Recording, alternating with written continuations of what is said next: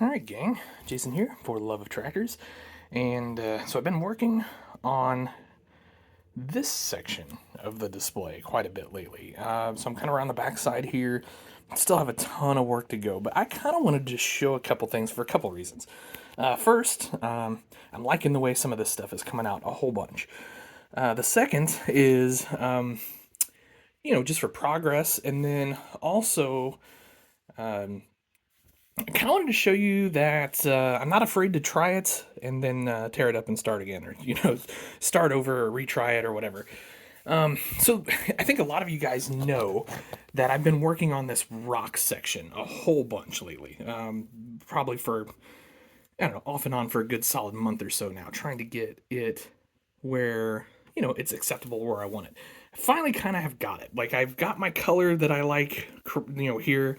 I've got the nice grays with the dark tones and spots, and then the lighter, these brownish, lighter tones that you see, that really help pull all this together for me, I think. And then one of the things I did, and now this isn't done, especially the sagebrush up top. I'm just playing here, trying to figure out what I want to do up here for sure. But one of the things that really brought this home to me, I think, is when I started sprinkling in some of the various ground foams. And what I did is I used several different colors. Let me just grab a couple, actually. So I used blended turf from Woodland Scenics. I used some Bachman ground cover, and that is like a dark green fine. And then I used some soil from Bachman ground cover that is fine. So and what I did is I kind of mixed all those up in a little baggie, shook them up, and then started applying. Now, I think I threw in a few accent colors as well at times. So this is some foliage, and I didn't even know for sure where I got that. Probably Scenic Express, just to give it some pops. Now, of course, that is pull-apart static grass, and then we've got regular static grass. Sorry, and along the road here. And then, of course, over by the barn, we've got the big 12mm static grass, and I might need to tease this up a little bit. I don't know, some spots are sitting up good, some spots not so much, and all of that. The next thing I've been working on is this stream, and I'm pretty happy with it, actually. So this will ultimately end up being a waterfall here. I've still got to make the waterfall portion of it. And then there'll be a bunch of more foliage and vines and things like that that are going to go there to kind of complete this. But you can see the stream. I made some rocks using some rock molding, which I think I showed in a video not too long ago.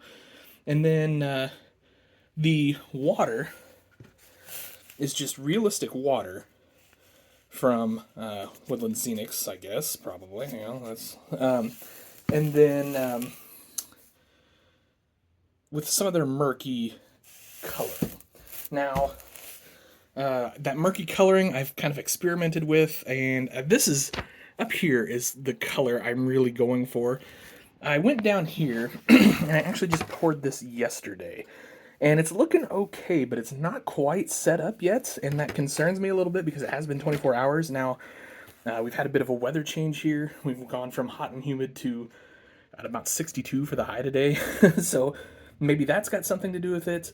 I don't know. Or, I hope there's not something reacting there or whatever. I know you can kind of see there's this milky, rapidy looking, I don't know, stuff in there, and I'm hoping that goes away. But we'll find out, I guess, in the long run. Now, that tape is just there to dam that up so that I can get the depth I'm after here, or at least the look I'm after here. And then there will have to be a small break there, or I'll use some rocks or something there, and then we'll have a little cascade going down, which is going to be under a small bridge here. So I'm hoping that turns out the way I want. Now, keep in mind, this is really the first water feature I've ever done on a display, so I'm kind of playing with it here. I did have a pond one time. That was super easy to do, and then I did a stream, and I used polyurethane to build that stream up, but it is nothing complex like this. It was nothing like this. So this is completely new to try to do this on this nice level of detail.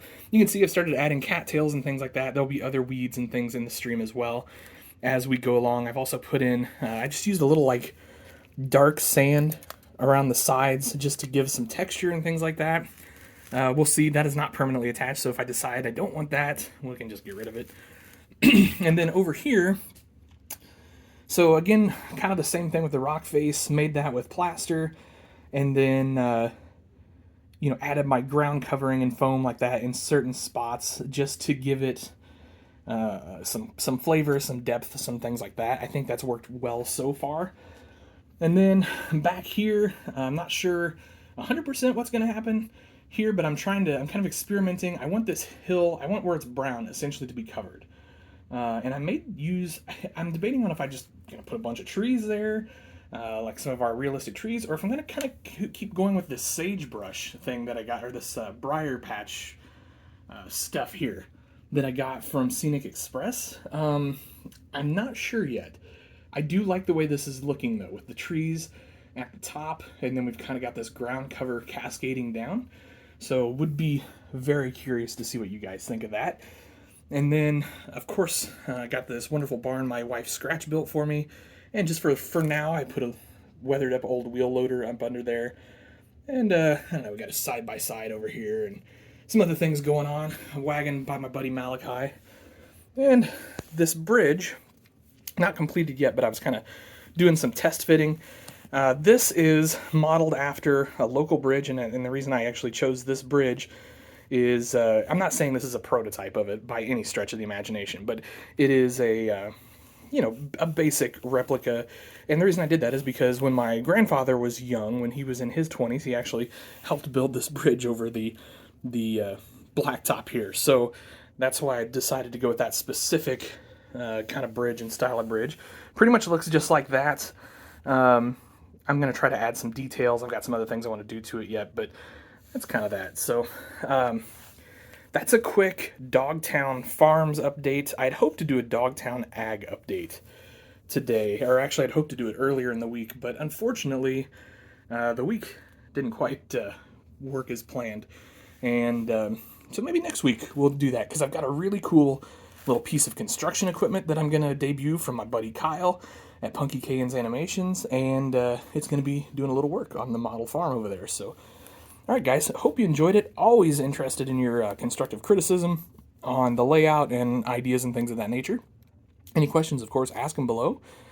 And have yourselves an awesome day, guys. Happy tractor hunting.